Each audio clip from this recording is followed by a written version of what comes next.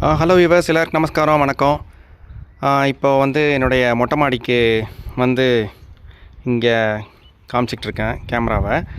இதுக்கு முன்னாடி என்ன சொல்லணுன்னா, ரீசெண்டாக ஒரு மேரேஜ் ரிசப்ஷன் போயிருந்தேங்க. அதில் பார்த்தீங்கன்னா, எஸ்பெஷலி இது ரொம்ப சூட்டபுளாக இருக்கும். நான் இப்போ பேசக்கூடிய சின்ன பதிவு பெங்களூர் அண்டு ஒசூர் மக்களுக்கு இது கொஞ்சம் சூட்டபுளாக இருக்கும். ஏன் சொல்கிறேன் அப்படின்னா, இங்கே பெரும்பாலும் ஆக்சுவலாக இது கொஞ்சம் கோல்டான பகுதி தான். இது 3000 feet above sea level இருக்கிறனால மெஜாரிட்டி ஆஃப் த டைம் இங்கே கோல்டாக தான் இருக்கும். இப்போ சொல்லவே வேணாம். இப்போ நவம்பர் மிடில் இருக்கும் 2025. இன்னும் டிசம்பர்லாம் போட்டு தாக்க போகுது. ஜான்வரியும் அப்படி தான் இருக்கும். ஒரு ரிசப்ஷன் போயிருந்தேன் சொல்லிட்டு இருந்தேன் இல்லையா. இங்கே நிறைய பேர் வந்திருந்தாங்க. அந்த துணியெல்லாம் அவங்க போட்டுட்டு வரதை நிறைய பேர் வந்திருந்தாங்க. வந்ததில் என்ன தான் அவங்க சென்ட் அடித்து அந்த இது வந்திருந்தாலுமே ஒரு மாதிரி தெலுங்கில் என்ன சொல்லுவாங்களா, முக்க வாடை அடிக்கும் அப்படின்னு சொல்லுவாங்க.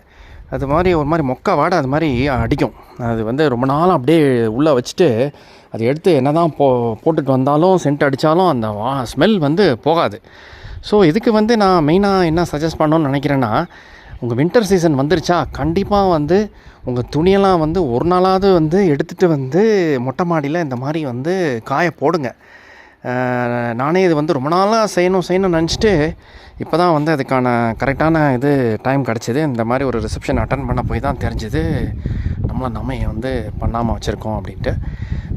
அதில் இன்னொரு விஷயம் என்னென்னா, இந்த மாதிரி பீரோவெல்லாம் தோண்டி எடுக்கும்போது தான் தெரியும் எவ்வளோ துணி நமக்கு இருக்குது, நம்ம வீட்டுக்காரம்மாவுக்கும் எவ்வளோ வாங்கி கொடுத்துருக்கோம், அதில் எவ்வளோ நம்மளே போடாமல் வச்சுருக்கோம், சும்மாவே அப்படியே இருக்கும். அதெல்லாம் என்ன பண்ணலாம் அப்படிங்கிற ஒரு லிஸ்ட்டும் உங்களுக்கு கிடைக்கும்.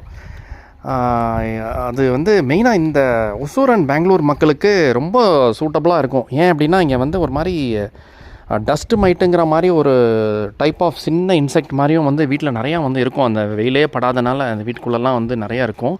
துணிலையும் அதெல்லாம் நிறையாவே இருக்கும்.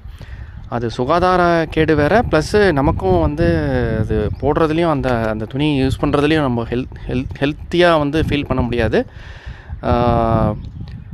அதனால் இந்த மாதிரி ஒரு சின்ன காணொலிங்க.